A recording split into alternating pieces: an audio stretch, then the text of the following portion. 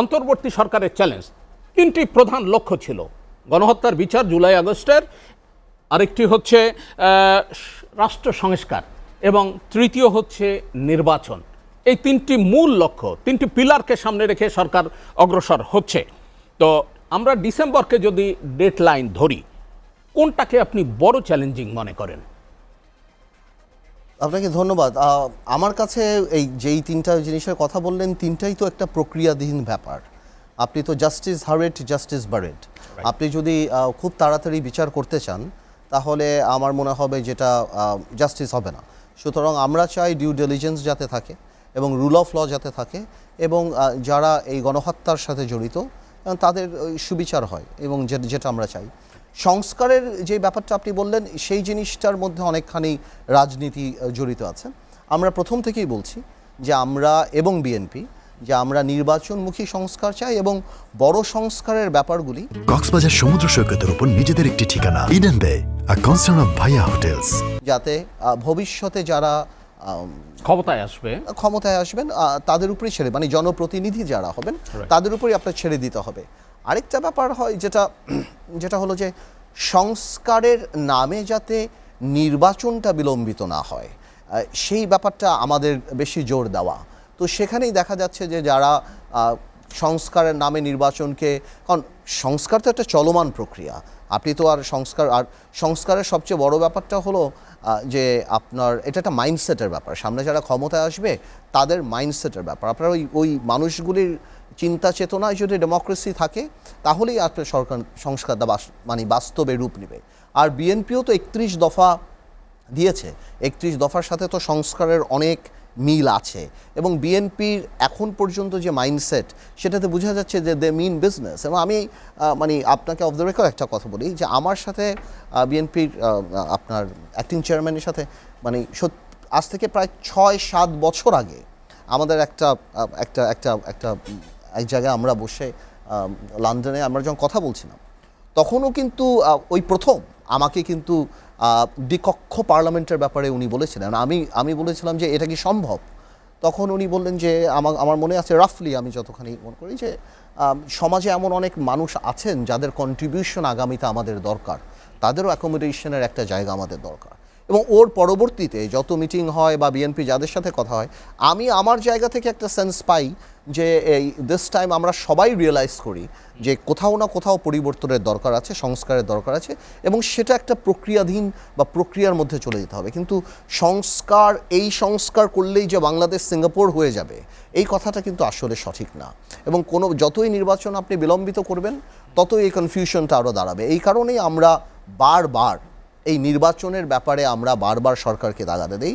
এবং এই সরকার মাথায় রাখতে হবে কিন্তু জনগণের সরকার, কিন্তু জনগণ দ্বারা নির্বাচিত সরকার না। তো সুতরাং দের ইজ আ ডিফারেন্স। আর নির্বাচিত হওয়ার প্রয়োজনও নাই, বিকজ বিপ্লবের সরকার, এবং আমরা কোনোভাবে ওই সরকার যাতে ফেল না করে এই জন্য আমরা সরকারের সাথে আছি। এবং সরকারও এটা উপলব্ধি করে যে আমরা যাই বলি বস্তুনিষ্ঠ সমালোচনা করি সরকারকে ফেল করার জন্য না, যাতে সরকার সামনে আরও ভালো করে। তো আমার মনে হয় নির্বাচনটাই সবচেয়ে বড় চ্যালেঞ্জ এই সরকারের। আরেকটি ছোট্ট বিষয়, আপনি বলেছেন সংস্কারের মধ্য দিয়ে যেন নির্বাচন প্রক্রিয়া বিলম্বিত না হয়, কিন্তু কোনটি আগে, সংস্কার আগে নাকি নির্বাচন? আমি তো আপনাকে বললাম সংস্কার তো একটা মানে শুধু কন্টিনিউয়াস প্রসেস না, সংস্কার তো একটা আপনার মানে কুল কিনারাবিহীন সমুদ্রের মতো, এটা তো হতেই থাকবে। সংস্কার পর আরও সংস্কার, আরও সংস্কার, আরও সংস্কার। তো আমার কথাটা হলো যে তার কারণে তো নির্বাচনকে আপনি বিলম্বিত করতে পারেন না, বিকজ এটা আপনার রিয়েলাইজ করতে হবে। আপনার at the end of the day আপনার পলিটিশিয়ানদেরকে বিশ্বাস করতেই হবে, কারণ আপনি জোর করে আপনি যদি কোনো সংস্কার চাপিয়ে দেন আর সেটা যদি পলিটিশিয়ানরা পছন্দ না করে বা আগামী সরকার পছন্দ না করে, তাহলে no parliament can bide in successes. আপনি কোনোভাবেও কোনো পার্লামেন্টকে তো বাধ্য করতে পারবেন না। তাহলে সেই ক্ষেত্রে সবাইকে নিয়ে একটা গ্রহণযোগ্য নির্বাচনের মাধ্যমে সরকার নিয়ে একটা ন্যাশনাল কমিটমেন্ট হোক না। কারণ আমাদের at the end of the day আমাদের বিচারটা কে করে? জনগণই করে আমাদের বিচার, ভোটের মাধ্যমেই করে আমাদের বিচার। তো সেই ক্ষেত্রে আমি মনে করি যদি যেসব সংস্কার করা হচ্ছে না বা করা সম্ভব না, যেহেতু নির্বাচন সামনে চলে আসছে, সেরকম একটা ন্যাশনাল কনসেনসাস বা ন্যাশনাল কমিটমেন্ট যদি মেজর পলিটিক্যাল পার্টিস জাতির উদ্দেশ্যে দিয়ে দেয়, সবাই বসে ঠিক করে, তো তারপর যদি ওই কথা থেকে আমরা সরে আসি তাহলে আমরা জাতির কাছে উইল বি লায়াবল। তো আমার মনে হয় এটাও একটা পন্থা হতে পারে। তো আমি মনে করি যে এই মেজর জিনিসগুলি এই সরকারের মাথায় রেখে নির্বাচনমুখী সংস্কারের দিকে আগানো উচিত। জি, আপনি আরেকটি বিষয় যেটি বলেছেন যে বিচারের মানে এই গণহত্যার বিচারের প্রক্রিয়াটা যেন তড়িঘড়ি না হোক, কিন্তু যে বিচার প্রক্রিয়া চলছে এই বিষয়ে আপনি কি বলবেন? না দেখুন, justice delayed, justice denied, justice হারিড, justice buried. Right. তো আমার কাছে দুইটার মাঝখান দিয়ে আপনার সমন্বয় করতে ব্যালেন্স করতে হবে। আপনার এর মধ্যেই করে দিতে হবে, এই টাইম ফ্রেমের মধ্যে করে দিতে হবে, এটাও যেমন ঠিক না, আবার যদি নেসেসারি কাজ শেষ হয়ে যায় তাহলে দেরি করাও ঠিক হবে না।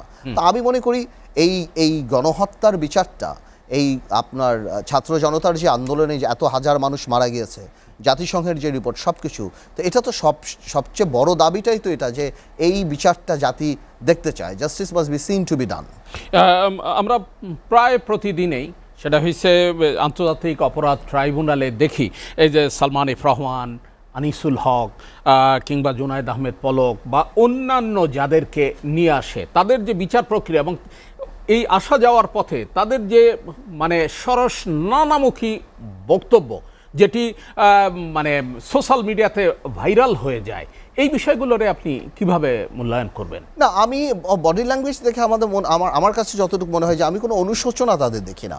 ওনারা বারবার মনে করে এগুলি রাজনৈতিক মামলা, ওনারা বারবার মনে করে যে এই জিনিসগুলি তাদের প্রতি অত্যাচার করা হচ্ছে। তো এটা তো আল্লাহ মোহর মেরে যখন দেয়, তো ওই মোহর আল্লাহ যখন না সরায়, তার যেমন আমি পলকের একটা বক্তব্য শুনলাম, বঙ্গবন্ধু বলল লড়াই করে যেতে হয়। I mean pathetic. মানে এই মুহূর্তে এসে এটা বঙ্গবন্ধুর তো বলার দরকার নেই, সারা পৃথিবীর মানুষই জানে লড়াই করে বাঁচতে হবে, আমরা প্রত্যেকেই লড়াই করি। হ্যাঁ, তারপরে যে চিপ কিছু কথাবার্তা যে চিরা খেয়ে থাকতে হচ্ছে, এই হচ্ছে, মানে এই জিনিসগুলি আসলে মানে জনগণের কাছ থেকে গত 17 বছরে এত দূরে সরে গিয়েছে যে জনগণের পালস বুঝে না। নো ওয়ান্ডার এই দেশে এত বড় গণহত্যা হয়েছে। তো আমার মনে করি যে ওনাদের চেহারা বা ওনাদের বডি ল্যাঙ্গুয়েজ দেখলে বোঝা যায় যে ওনারা এখন ওই অনুশোচনাটা ওনাদের মধ্যে আসেনি। আপনি আমাদের অনুষ্ঠানে এসে একবার সালমান এফ রহমানের ব্যাপারে বলছিলেন যে তার 2 বার ফাঁসি হওয়া উচিত। এই বিষয়টা আপনি কোন প্রেক্ষাপটে বলছেন, আর এখনকার বাস্তবতায় আপনি কি বলবেন? না, আমি আগেও যা বলেছি এখনও তাই বলেছি। সালমান রহমান সাহেবের বা দরবেশ, সোকল দরবেশ যাকে আমরা ডাকি, ওনার ওই 2 বারের ফাঁসির ব্যাপারটা আমি এই জন্য বলেছি যে একটা ফাঁসি দেওয়া উচিত ওনাকে, মানে আমি আমার জায়গা থেকে বলছি, আমি তো আর ডিকটেট করছি না, মানে আমি আমার জায়গা থেকে বলছি যে because of his corruption and everything, যা উনি করেছেন। আরেকটা কথা আমি বলেছি বিকজ সিস্টেম করাপশন, উনি বাংলাদেশের সিস্টেমটাকে যেভাবে খারাপ করেছেন, এবং ওনার যেসব ক্লিপ বের হয়েছে যে প্রত্যেক জায়গায় ওনার ইন্টারফারেন্স, এবং তৎকালীন প্রধানমন্ত্রীকে উনি যে একটা জায়গায় আটকিয়ে ফেলতেন, কোনো ব্যবসায়ীরা কাছে যেতে পারতো না, এবং আসল খবরগুলি তার কাছে যেত না, এবং উনি গণভবনের বায়োকেমিস্ট্রিটা এত সুন্দর করে বুঝতেন, উনি ভালো করে জানতেন যে কে এখন প্রধানমন্ত্রীকে চা দিবে, কোন নিউজটা প্রধানমন্ত্রীর কাছে যেতে হবে, এবং প্রধানমন্ত্রী কোনটাতে রিয়াকশন করবে, কাকে সরাতে হবে, কাকে। তো এই সব কিছু জেনে বাংলাদেশের অর্থনীতিকে আমি আপনাকে যেটা বলেছিলাম 6 মাস আগে, আজকে আপনি দেখতে পাচ্ছেন বাংলাদেশ ব্যাংকের গভর্নর থেকে আরম্ভ করে যারা আছে, এবং তাদের অবস্থা দেখতে পাচ্ছেন যে আসলে বাংলাদেশে যেই পরিমাণ লুট হয়েছে সারা পৃথিবীর ইতিহাসে আমি মনে করি এই পরিমাণ লুট কোনোদিন হয় নাই। এতে যদি 5টা লোক দায়ী থাকে, এই লুটের কারিগর যদি কাউকে বলা হয়, that is Salman F Rahman. যে আপনি ডিসিদেরকে এটা করলেন, বেনিফিশিয়ারি কারা? আজকে পর্যন্ত 6 মাসেও একটা পাবলিক ইন্টারেস্ট লিটিগেশন বা একটা রিট হলো না যেখানে দাঁড়িয়ে বলবে যে এই 3টা সরকার অবৈধ। আইনগতভাবে এই সরকারটা যে পালিয়ে গেল, সেটা তো একটা বৈধ সরকার পালিয়ে গেল। আমরা মুখে বা পারসেপশনে যতই বলি যারা ভোট চোর, দুর্নীতিবাজ, গণতন্ত্র হত্যা করেছে, ফ্যাসিস্ট বা হোয়াটএভার, ওইটা লাগবে না। ফ্যাসিস্ট এগুলি তো পলিটিক্যাল টার্মিনোলজি বা আমরা ইউজ করি, এটা পারসেপশন। বাট এরা যে ভোট চুরি করেছে সেটার তো অসংখ্য আপনার এভিডেন্স আছে। তো কারো তো একটা পাবলিক ইন্টারেস্ট লিটিগেশন বা এরকম কিছু হওয়া উচিত ছিল যে এই যে ডিসিগুলির যে বাদ দিল ডিসিগুলিরে, তো এতে যদি বাদ দেওয়াতে যারা বেনিফিশিয়ারি, যারা এমপিরা, তারা জানি এখনও তো তারা এমপি রয়ে গেল, মানে কথার কথা সাবেক এমপি রয়ে গেল। তো আমার মনে হয় সরকারের এই জিনিসটা করা উচিত যাতে করে এই 3টা পার্লামেন্টকে অবৈধ ঘোষণা করা হয়, এবং এরা জানি কোনোভাবেও নিজেকে সাবেক এমপি বলতে না পারে, এবং যেই পরিমাণ বেতন ভাতা হারাম দিয়ে পেট ভরেছে তারা, এবং গাড়িটা হোয়াটএভার বা প্লট এগুলি জানি প্রত্যেকে ফেরত দেয়। যদি না দেয় তাদের বিরুদ্ধে রাষ্ট্র ব্যবস্থা নেওয়া উচিত। এটার পরে যদি আপনি ডিসিকে পিক আপ করেন, আপনার পিক আপ করা উচিত, আপনার তো তাড়াহুড়া করা উচিত ছিল না। কিছু কিছু ডিসি ছিল যারা সরকারি কাজ করছিল, কিছু কিছু ডিসি ছিল যারা অতি উৎসাহী ছিল, যারা তো আপনি এইভাবে করে আপনার ইনভেস্টিগেশন আছে, আপনার এনএসআই আছে, আপনার ডিবি আছে, আপনার সিআইডি আছে, আপনি খবর নিয়ে আপনি একটা লিস্ট করেন। কিন্তু এভাবে ঢালাওভাবে করলে না হয় কি একটা ভয় চলে আসবে, একটা ভয় চলে আসবে। তো আমি মনে করি যে এই জিনিসটাতে সরকারের এখানেই প্রবলেম। না, কিন্তু যে কাজটি করলো 6 মাস পরে, এই কাজটি কি আরো আগে হওয়া উচিত ছিল না? না না, আমি আগে হোক না পরে হোক সেটা ম্যাটার করে না, ম্যাটার করে কোন প্রক্রিয়ায় আপনি করছেন এবং রেজাল্টটা কি। এই যে আপনি হাফ হাফ করলেন, আপনার তো আগে বেনিফিশিয়ারি ধরতে হবে।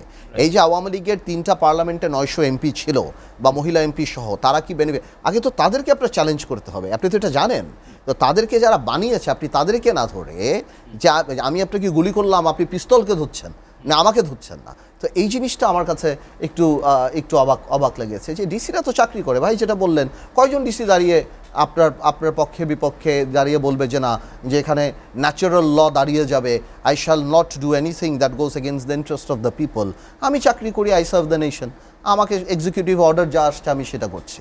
তো আমার মনে হয় এই জিনিসটা সরকার কেন করলো জানি না, বাট এখানেই এই পলিটিক্যাল জিনিসটা যে সরকারের ল্যাকিং, যে সরকারের যে একটা জনসম্পৃক্ততা বা রাজনৈতিক যে একটা ল্যাকিং, এইটাই এখানে দৃশ্যমান আর কি।